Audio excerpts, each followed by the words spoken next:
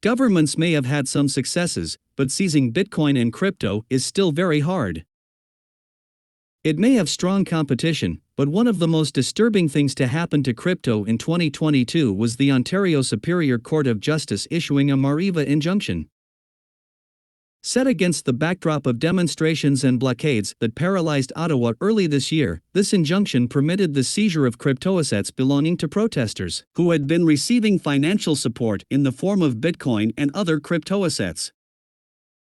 When combined with reports of the U.S. Department of Justice seizing $3.6 billion in BTC in February, for instance, the injunction seemed to fatally undermine the notion that cryptocurrency is immune from government control. Indeed, U.S. government agencies have seized cryptocurrencies on numerous occasions in recent years, helping to create a suspicion that any sense of cryptocurrency's inviolability is mostly an illusion, and that a sufficiently determined government can seize Bitcoin, Ethereum, or anything else whenever it wants. However, figures working within the crypto industry affirm that successfully seizing cryptocurrency ultimately depends on seizing an address private key. That said, they also acknowledge that with the continued popularity of crypto exchanges and increasing anti-money laundering regulations, seizing funds held in custody by a third party is becoming easier. Properly stored Bitcoin and crypto. It's worth pointing out that the aforementioned injunction wasn't entirely successful in actually seizing cryptoassets donated to protesters in Canada.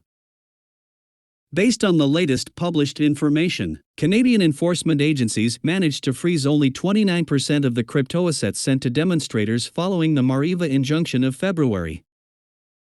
This highlights the difficulties in seizing genuinely decentralized cryptoassets. So long as holders are storing their funds themselves in a self-custody hardware wallet, there just isn't any way governmental agencies can seize crypto right now, according to commentators.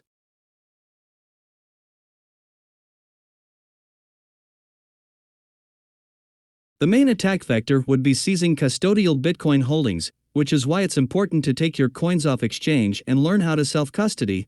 Another believer that cryptocurrencies are safe so long as they're stored properly is Ryan Shea, a crypto economist at digital investment platform Trax.